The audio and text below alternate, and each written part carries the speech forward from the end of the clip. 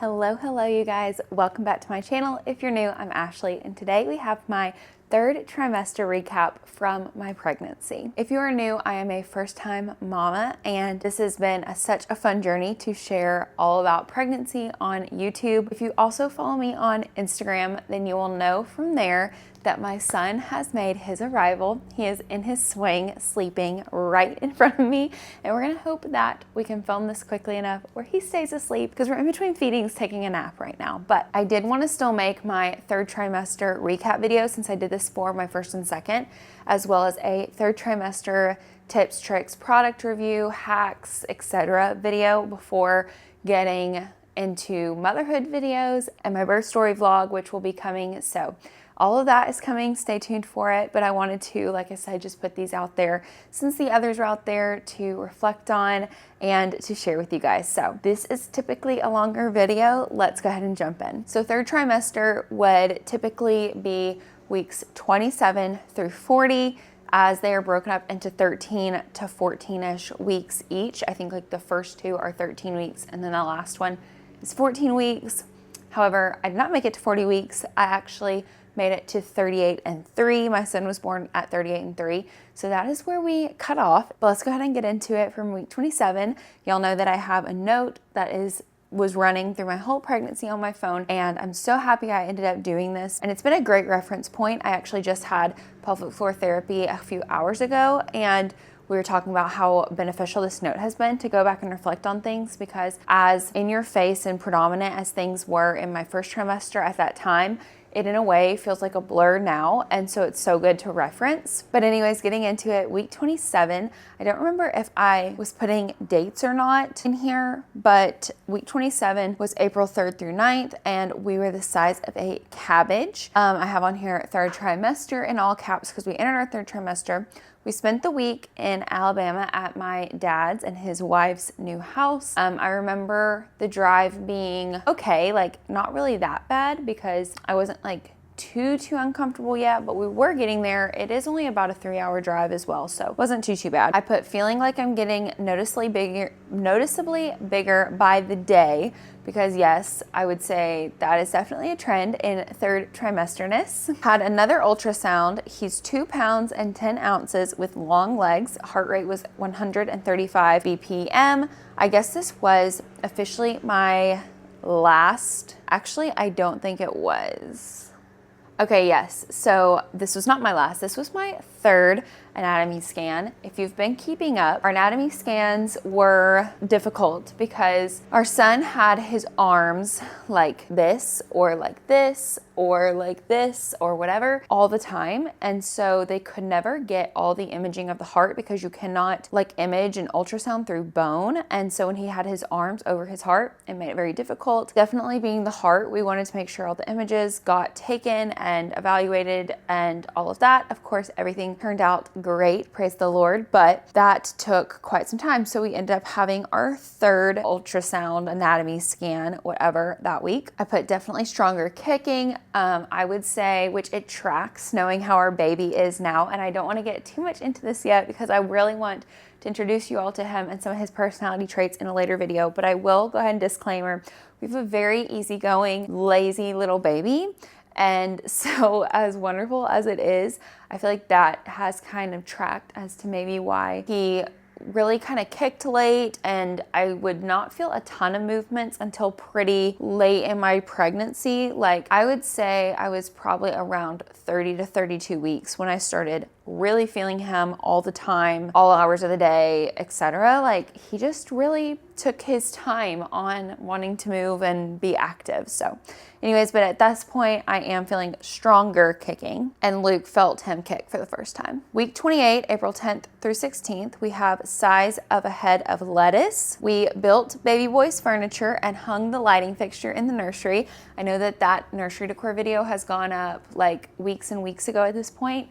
I know like things are a little out of order, I guess, on my channel. So sorry about that. I feel like I've tried to get things just up as quickly as possible, but at the same time, things have just been filmed all out of order, and some things I was saving because they may have had his name on it or what have you. So kicking dash wow with a bunch of exclamation points. So like I said, at this point, and we are getting to more of the kicking.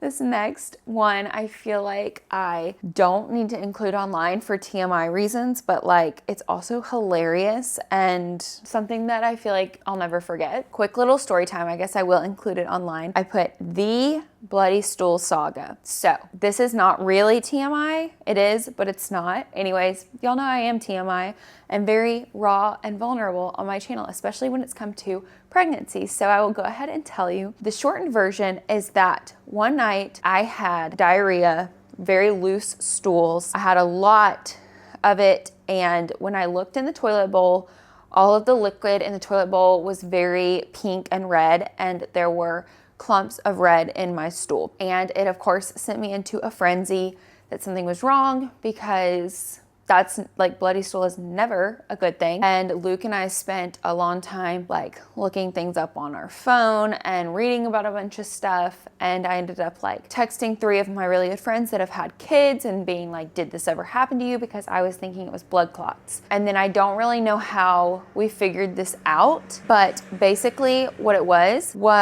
I had eaten an entire red velvet buntlet from Nothing Bundt Cakes that day, and it just didn't digest before I went to the bathroom, and all the red dye from the bunt was what I was looking at, and like pieces of bundt cake is what I was looking at. So it was not anything to be alarmed about, but it is a funny story now. Ended the week with 4th ultrasound. So this was our final anatomy scan. We ended up having 4. That was so many more than the normal that the actual doctor, she actually did the ultrasound for me, not a tech, and it was done for free so that she could make sure that in case the images that they got on the ultrasounds, like on the sonograms, weren't good enough, she could verify that she with her own eyes saw that everything was okay. So yeah, that's how many times we did that. Heart rate was 158 BPM at the ultrasound and measuring at 3 pounds. And then I put big boy in all caps because our techs were saying he was way ahead of schedule, and a big boy, already showing to be a big boy at that point. Had my 3rd pelvic floor therapy appointment, and it's really helping. So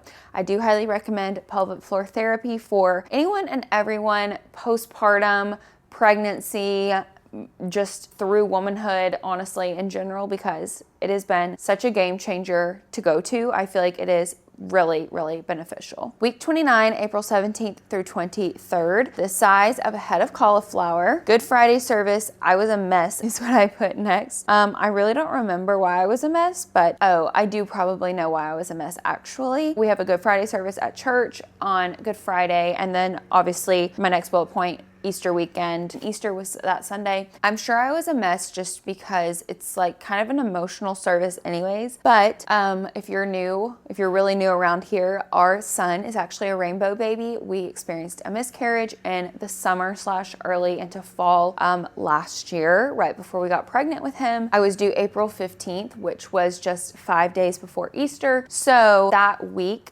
was just kind of an emotional roller coaster, just with mourning and grieving the loss of our first baby, but then being so appreciative and grateful for a healthy pregnancy up until that point with our now son. So I'm sure that was probably why I put that I was a mess. The next thing, I have a lot of diarrhea in the mornings for a while. Little news flash, people will talk about constipation and hemorrhoids with pregnancy. I never experienced really either of those. I think I had constipation for like 1 week in my 2nd trimester. But I actually experienced the other end of that with more like loose stool and diarrhea, which in my opinion is much more preferred. But just letting you know, you may experience that. Little bumps at the base of my scalp / hairline are back. So I experienced, and I'm sure it's gonna be like maybe somewhere in here. Yeah, it's the next week in here. So a little look ahead for you, but I experienced some really weird skin symptoms in my third trimester, which is very common for your skin to do really wacky things during pregnancy. It has to do with like when you have inflammation with your skin, it has to do with like your lymph nodes and like all of that, my OB was saying. So anyways, I had some like skin inflammation, infection situation in my armpits. And I'll get a little more into that, but it caused like the lymph nodes here to get really bothered, and they were very painful for a few days. And the last thing I have is this heartburn ? I feel like the answer is probably a little bit of yes and a little bit of no, because I did experience heartburn towards the very end of my pregnancy that was much more intense. I would say that was probably a little bit of it, kind of like starting to kick in at that point. Next, we are at week 30, which was April 24th through 30th. Size of a beet, including the leaves, is what my app said. Sleep is getting so much worse. Ordered another pregnancy pillow. So another thing I feel like pregnancy symptom-wise that isn't really talked about a lot is sleep. And this was one of the most impactful ones for me. I personally struggled at the end with my sleep big time. I could not get comfortable. Trying to roll over from side to side in the night was very painful and very difficult with my sit bones, my hips. I was having a lot of hip sciatica. They're just kind of very unevenly proportioned, and it's really hard, but you also just like you kind of stop getting some good sleep. Like I was starting to wake up really early, way before my alarms at this point in my pregnancy, and I just like wouldn't go back to sleep. I don't think I ever truly saw my alarm go off like at this point for the rest of the pregnancy, because I was always up a good amount before my alarm. Next, I have my birthday, because my birthday is April 25th. So this was during this week. Much more frequent urination happening. This is when I started clocking that I was having to pee more often.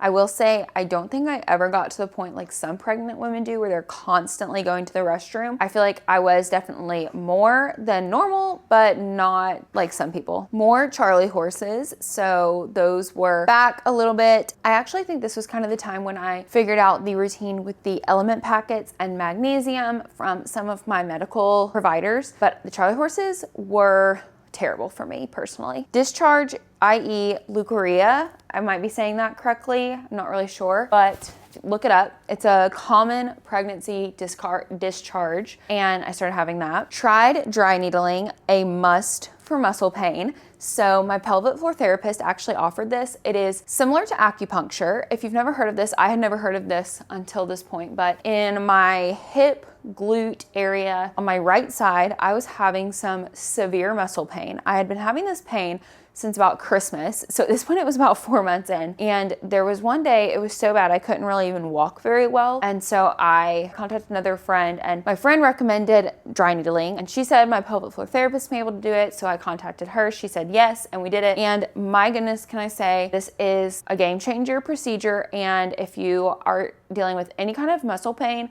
I highly recommend this. So basically it's similar to acupuncture, which I've actually never done acupuncture, but instead of the needle going into the superficial layer of the skin, it goes into the muscle, and then your person performing the dry needling will kind of like move the needle from the outside in the muscle to stimulate blood flow, and it really just like redirects and kind of reminds that muscle, and it's kind of a good just little like reset for your muscle. And when I tell you I had this done, I got up off the table pain-free, and I did not have this pain return a single time for the rest of my pregnancy. And that is wild, because I was dealing with it 24/7 since, like I said, Christmas till the end of April, and that is how instant and crazy it changed things for me. So if you're dealing with muscle pain, like I said, highly recommend it. If you're someone that's squeamish with needles, just don't think about it. But I will say that the process is so much faster and easier than dealing with the pain. Okay, now we have the armpit breakout saga.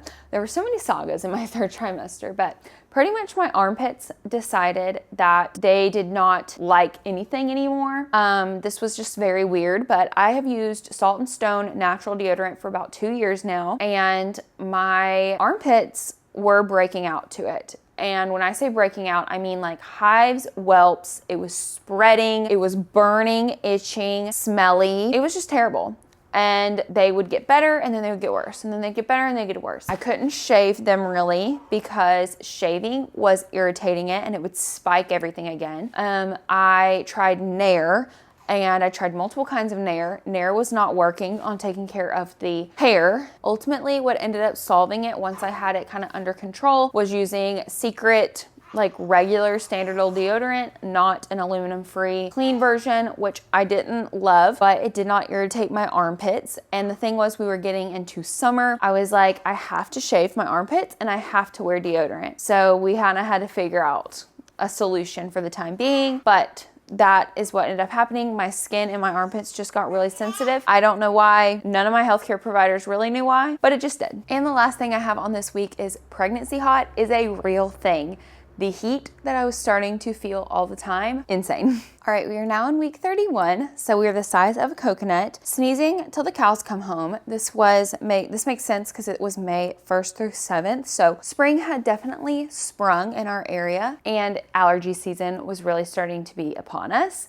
This is especially hard in pregnancy because, well, I at least have very loud, violent sneezes. They are whole body experiences, as I call them. And then you have a full bladder and you're more prone to leakage. So you can see where the sneezing was kind of hard and a problem. Celebrated our 4-year anniversary at Jimmy Kelly's. I also didn't write this down here, but we officially decided on our son's name on this day. We had been really putting it off. Honestly, we knew from years and years ago the first name we were going with, but we had been torn on his middle name for pretty much ever, and my entire pregnancy. Once we found out he was a boy, we didn't really ever talk about it. We started doing nursery and other kinds of plans, but we didn't really ever talk about his name very much. And we knew that we didn't want to tell anybody, and we wanted to announce his name when he was born. We wanted to keep it a secret between us.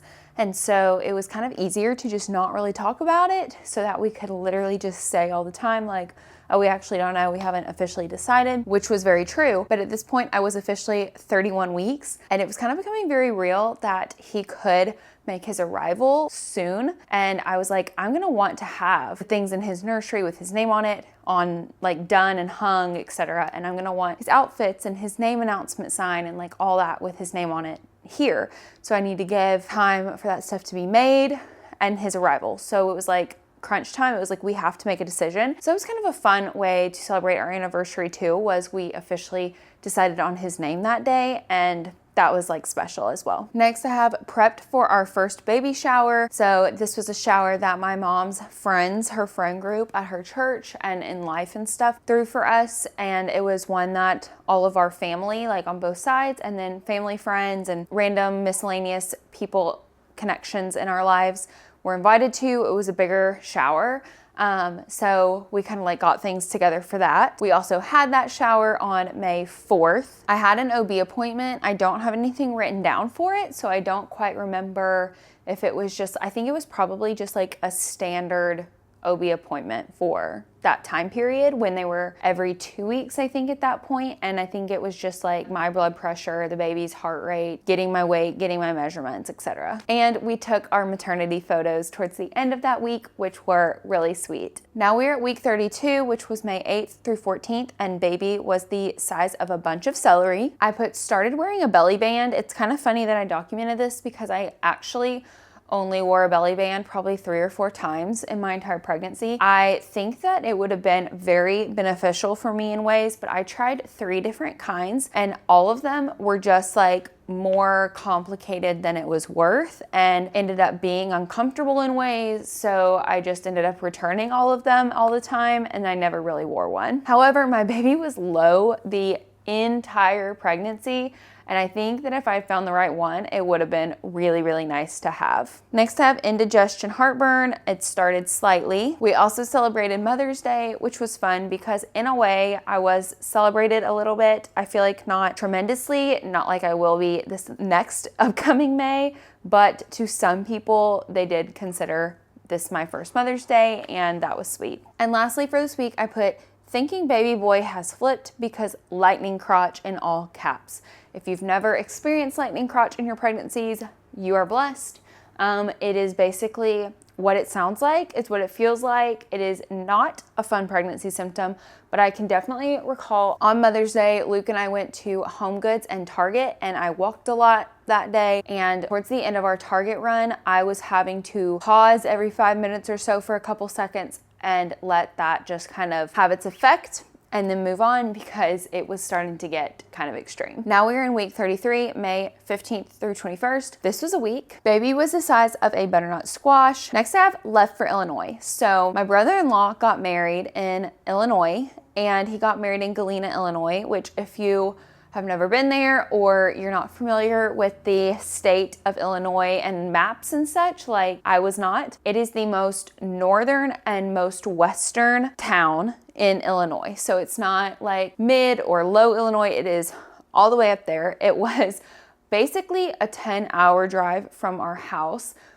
Just in like drive time, no stops, no traffic, etc. I ended up going great. Like travel ended up going great. My entire pregnancy, we kind of always were like planning on me going, but like knew if a complication came up that I would not be going just because of the amount of drive time. And my flight date ended at week 32. So I was not technically like eligible for flying. There were a lot of times I was really contemplating it because it would have been so much easier to fly from Nashville to Chicago on a 45-minute hour tops flight and then drive from Chicago to Galena, which was like 3 hours, but you would have hated for something to happen in the airport or in the air. So we definitely played it safe. So Luke was actually already there. He left midweek because they did Seth's bachelor trip like in Chicago the week leading up to it for a few days. So my mom graciously drove me and she went for the weekend, which she ended up having a great time. She was invited anyways, but her and I drove. We split the drive into 2 days. So we drove like half or a little over half the first day and then finished it off the next morning, which was definitely preferred because at this point you have to get out and walk around a good amount. You have to go to the bathroom a lot and you have to wear compression socks to help prevent blood clots if you're going to sit that long. So it was not optimal, but we made it work. When we came home from Illinois, unfortunately, we had to do the entire drive in one day because my mom and Luke had to work the next day. And so we drove it all on the Sunday of that week after their wedding Saturday. This day was, I feel like it went pretty good. The last like 2 hours, I was getting really antsy and done. But Luke and I have said multiple times, and we said multiple times in the pregnancy, like soon after that weekend, we were very thankful because around 35 weeks, about 2 weeks after this, is when we noticeably started seeing a difficulty for me riding in the car. I started becoming the most miserable car rider passenger, and we'll get into that. Next, I have so much kicking in all caps. I remember very vividly during the rehearsal dinner, while we were rehearsing for the wedding, he was flipping, kicking, punching, all of the things. And the kicking at this point, yes, had like really, really ramped up. Some indigestion / heartburn, and then dental work upside down, smiley face 3 times because that is how I feel about dental work. I ended up having to have a good amount of dental work done during this time period. And we ended up doing all of it in one foul swoop, in one procedure, just because of my gestational period. I was kind of like, I don't really have the time to split this thing up, or it will be many, many months before I feel like I can come back and take this long of like a break in my day. So yeah, lots of dental work done this day. Next is week 34, and it was May 22nd through 28th. So we were almost through with May. Baby was the size of a pineapple. I put occasional heartburn. So obviously the heartburn started picking up quicker than I remember it, but I don't think was as extreme as it was at the end. Next, in all caps, I have holy moly swollen feet. My fingers swole in my pregnancy. I want to say whatever time my glucose test was, around then. I think that was like 24 to 26-ish weeks, but my feet were good for a good amount of time. But there towards the end, I feel like I had really swollen feet, ankles. I had the cankles, I had all of it. And I literally ended up wearing like 2 pairs of shoes for the last whatever many weeks this was, 4 weeks, because they were the only shoes I could get my feet into. And if I had sat for too much or walked too much or basically didn't have my feet elevated, if I took my shoes off, they could not get back on. So it was like it was kind of rough. I also have cankles in all caps, so yeah. And had our birth class with Kimberly. Kimberly was a doula that we were recommended to have a birth class with, and I loved her. I will put a little screen grab in of her business name. If you are interested in having a birth class, she does them in home, and it was such a wonderful class. I loved it. It was like 6 hours long, and it did not feel that long at all because it was so enjoyable. She was so incredibly helpful and sweet, and we just loved it. We are now in week 35, May 29th through June 4th. So a little spoiler, we are now officially in baby month. He was the size of a bunch of Swiss chard. I never heard of Swiss chard. Yep, that was his size. I have on here cramping. I feel like there were a couple different points where you start to really feel some cramping in your pregnancy, and it's really normal. Know that it's normal because your uterus is using those muscles, it's expanding, it's starting to potentially contract in certain ways, and it's like preparing for the marathon that is birth. So just know that it is normal. I feel like it always sent me into a little bit of a worriness because you associate uterine cramping with bleeding, having a period, etc. But it is normal. Next, I have second baby shower. This was the absolute dreamiest, sweetest baby shower. My friends threw this one. It was a little bit more of a like smaller, intimate baby shower with my friends, and it was so beautiful, so sweet, so fun. It was just perfect. I have a lot of documentation of it on my Instagram, as well as a little recap video up on YouTube. It's like 2 or 3 videos ago, I think, at this point, but go check it out. Here next I have lost it because the AC went out twice at night. So during this week, on Monday night and Wednesday night of the same week, our AC went out and Luke was not home. I shouldn't say went out because it's luckily a very quick fix, but it's not an easy fix. So you have to get up into our like attic-y storage area of our house that's above the garage and do something up there.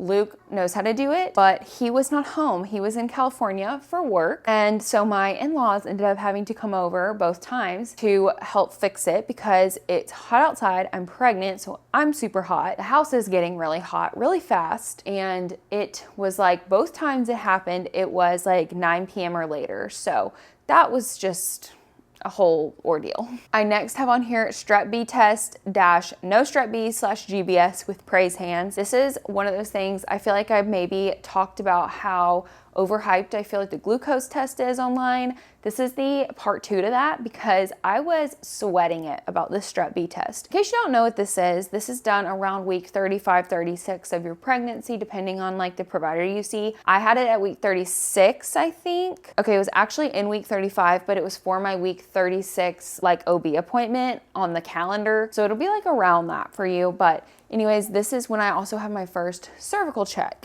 And basically the strep B test is a tiny little like cotton swab kind of situation. They just do a quick little swipe from hole to hole, and I was very nervous about it because I don't like things happening there.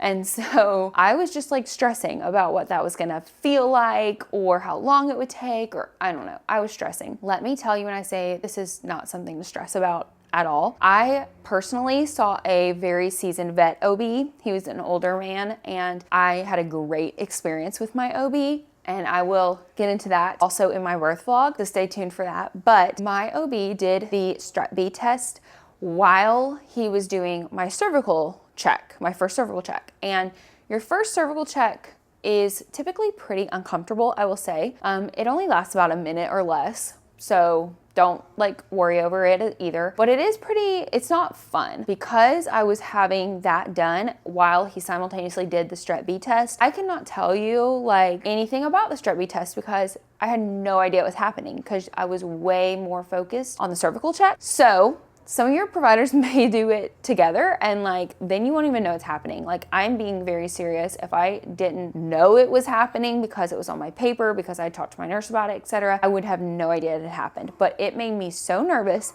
that this was actually the highest my blood pressure ever was in my entire pregnancy as far as like recorded at an OB appointment. That's how nervous I was for it, and it was seriously nothing to worry about. So just letting you know as a heads up if you're pregnant and also nervous about this procedure like I was. Along the same lines, the next thing I have written down is first cervical check, 50% effaced, 0 dilation. Doctor thinks he's head down. So my doctor didn't spend a whole lot of time trying to figure out if he had officially flipped. I asked him at that appointment after if he could tell. He said he thought he was, but he wasn't, like I said, spending a ton of time like trying to figure it out. But I was at this point 50% effaced, zero dilation, so we started getting things moving. Next, I have starting to experience Braxton Hicks maybe question mark, because like I said, I didn't really know if that's what it was or not. I would probably think at this point that it might have been after experiencing my actual contractions, labor and delivery, birth, etc. But this is when I kind of started feeling like we were maybe starting to get towards that point. And I have another note for heartburn. Now we're in week 36. This was June 5th through 11th. Size of a bunch of kale, lots more cramping, low back pains. I can remember one night sitting in bed working on my computer, having an insane amount of back pain. And this is really what made me be thinking like Braxton Hicks, Braxton Hicks, Braxton Hicks. Diarrhea most mornings. More emotional I have written down. I honestly have no idea why I wrote this down. If I just noticed I was crying more. I feel like at this point, because we are in week 36, this is really the point where I was like over being pregnant. It was getting hot. I was huge. I was really uncomfortable. I'm gonna go ahead. I don't even know if I wrote any part about the car down, but I'm gonna go ahead and say it here since I kind of touched on it earlier. But something about being a passenger in the car, like the positioning of the angling of the seat, it was so uncomfortable to me. And riding in the car just was one of the most uncomfortable things. And so the last 2 to 3 weeks of my pregnancy, I refused to ride. I literally drove myself everywhere, and it drove my husband crazy because he was like, when we get out places, people are gonna think I'm a terrible husband making his pregnant wife drive everywhere. I was like, let people think that, because I cannot ride. Like, it is so miserable for me to ride. Something about driving was not miserable to me, and I think it was just having the steering wheel to hold on to keep my shoulders like over my body. And then something about the passenger seat, I started like slouching and being more at this angle. And so I don't know, but that's pretty much what I experienced. And that was the whole thing with the car and the riding. I just personally had to drive. But the last little bit of my pregnancy, I was just probably very emotional because I was very over it. Next, I have more lightning crotch as well as side stitches on my right side. Feeling more nauseous is the next thing I've written down. I remember that towards the end, in the mornings, I would sometimes have a lot of nausea, and it never resulted in actually throwing up. It was just kind of like a lingering nausea the first hour or so I was up. It was not as long or as extreme as like first trimester nausea, but I basically read this can happen just because of the like hormones that are prepping for birth. Your hormones change so much throughout the stages of pregnancy for whatever you're about to do, and the hormones that help you get ready for birth can just be kind of extreme, so you can feel like more nauseous every once in a while, and mine was always worse in the morning. I then have gas. Y'all know I've talked about gas, as well as intense heartburn. This is when I can recall things getting with the heartburn way worse, where I was really starting to have it more frequently. It was burny in my chest and a lot of burping and just very uncomfortable. And this was kind of weird, but tender gums on my top teeth. I can remember like when I would brush my teeth every day, it felt very uncomfortable, and it was not like bleeding, but it just was very tender. Next, I have week 37, which was June 12th through 18th. The baby was the size of a canary melon. Didn't know what that was either, so we definitely looked that up. I had another OB appointment because after the 36-week appointment, they come every week until you give birth for cervical checks and measuring and heart rate and blood pressure, and that's pretty much it, but every week to keep on top of things. So I had another one this week. I was 80% effaced with his head down and low. I was still zero dilation, but I remember at this point feeling very much a kick in the butt to get my hospital bag finished, packed, and like loaded up, put by the door, etc. Get Luke packed and really to prep, because when my doctor told me 80% effaced, I was like, oh my word, we just jumped 30% in a week's time. Luke was also in Miami on a show, and I think he came home 2 days after this appointment, and then he was home for the duration of the pregnancy. But it was a little bit of a scare, or not a scare, but it just kind of put the pressure on that things were happening quickly and soon. However, I was, of course, still zero dilation, like I said. This is when I also started to drink my red raspberry leaf tea. I was drinking, I think, 3 cups a day. I started it later, like I said, week 37. Even though people say you can start the red raspberry leaf tea, I see like 30, 32 weeks online all the time. This helps just like tone and strengthen the muscles in your pelvic floor for the act of pushing. So this is not really supposed to hurry up labor, but some people say that it can speed things up a little bit. So I did just want to wait a little bit later in case that was the case with me. I also started to eat dates as soon as Luke got home. So Luke got home on that Saturday morning of that week, and I started eating dates, I think Saturday or Sunday. I'd already bought them, but dates, the medjool dates, I think that's how you say it, they help soften your cervix for dilation and effacement. So I didn't want to start eating the dates until Luke was definitely home, just to make sure that I wasn't going to do anything too fast where he wasn't going to get home in time. So I started doing that, like I said, that weekend that he got home. Next, I have finishing the nesting and packing. So at this point, I packed the remainder of my hospital items. I got them actually put into my hospital bag. I kind of like gathered up everything from around the house and got it packed, and then kind of got all the stuff that was more like last minute grabs because of using those things all the time in one location. So it was just quicker and not so all over the place. And basically all the hygiene items, the getting ready items, my makeup, my speaker, you know, stuff like that, I use all the time, so I didn't have them packed. But like I said, I pulled them into one condensed area, so it was just easier when it was time. Next, I have acid reflux and heartburn. Same, nausea, exhaustion. I feel like I was starting to feel the tiredness again, which could totally be just because you are so large that everything just takes up a lot of energy. But I was very tired, and I put on here, baby has hiccups. There was 2 times before he was born that I noticed like the movement and the kicks, or the, I guess really just the movement of him, were kind of like these timed resounding little bumps in my stomach, and I was like, I think this is hiccups. And I looked it up, and it was saying towards the end they can get hiccups, and newsflash, he gets hiccups a lot now, so this does make sense. And now we are at week 38, which is noted as June 19th through 25th. However, this is not what happened. It was the 19th through the 22nd, because he was born June 22nd. So he was the size of a mini watermelon. Here I have in all caps, so much acid reflux / heartburn.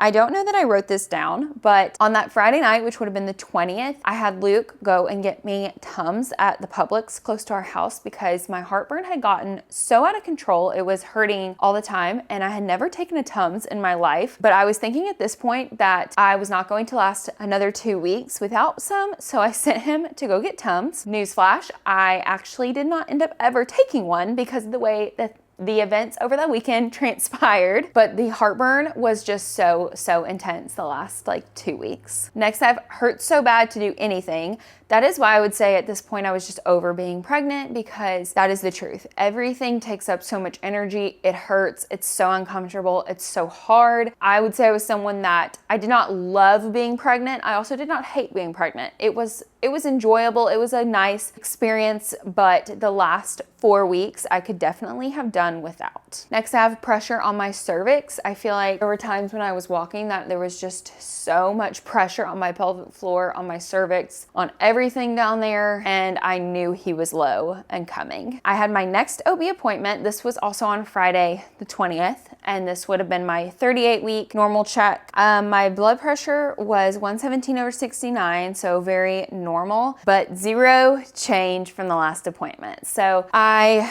can't remember like exact dates. I am pretty sure my 37-week appointment was on a Thursday, and then I know that my 38-week appointment was on a Friday, so it was 8 days apart, and there was 0 change, 0 dilation, 80% effaced. So this appointment was very disheartening to me because I had made so much progression from week 36 to 37, and then no change 37 to 38. And I was really hoping to at least be at a 1 dilation wise. But this was, like I said, just really discouraging. If you're someone that is kind of toying between having cervical checks or not, there's a lot of pros and cons to either decision, I would say, because I'm someone that toyed with the idea a lot. And one of the cons to having them is that you can easily get discouraged from not having any progression from one check to the second, or not feeling like you're progressed enough for your gestational period or whatever it is. But let me tell you, let me be the first to tell you, so much can literally happen overnight. In this appointment, after my cervical check, we were starting to ask my OB about possible induction methods or like self-inducing methods, if he does any of them, what he would do, what he would be willing to perform. And he just said, let's go talk in my office. So we went and talked in his office. Luckily, Luke was there with me at that appointment because my mom had taken me or gone with me to the 2 previous ones since Luke was out of town for work. And that was good that Luke was home at that point for that appointment and for us to chat with my doctor, where we did talk about what he was willing to do to maybe try and get labor going, what he wasn't willing to do, and the potential induction process with the hospital I delivered at and his practice, etc. So the whole way home, I was just mentally toying with a lot of options, because I will say that there were just a lot of things going on in my head as far as decisions that needed to be made with timing, with work schedules, with outside schedules, just all different things that were kind of going on at this time. And so we were actually going to my mom's house to swim in the pool and to just have a lazy day by the pool. And when we got to my mom's house, Luke and I had decided on that car ride home that I would call the OB office and let them know that I wanted to schedule an induction date. I felt like I was personally giving up a lot of my personal preferences and hopes and dreams by doing that, but I was prioritizing some other hopes and dreams and things. So it was just a hard decision in general. But we decided to move forward with picking an induction date. And so I called my office when we got to my mom's house, but however, they were already closed for the day. They do a half day on Friday, I didn't know. So I actually left them a voice message just letting them know that I wanted to schedule an induction date so that if he hadn't come by that date on his own, we would move forward with an induction. Then we had our little quick pool day. We came home and then we ended up meeting some of my family that night for dinner. I had family in town. That was kind of the end of that night, aside from just before bed when I was taking a shower. I did notice that I was starting to have some leakage with colostrum. My breasts were having just a little bit of colostrum leaking. I really didn't think anything of it, but that was the last point on my note. But that is where we will end this vlog. That is where my pregnancy ends, and you will have to stay tuned for my birth vlog, which is coming very soon, where we will pick up bright and early on Saturday morning, June 21st. So please give this video a big like and subscribe if you're not already subscribed. I'd love to have you here, and I will see you guys in my next video. Bye.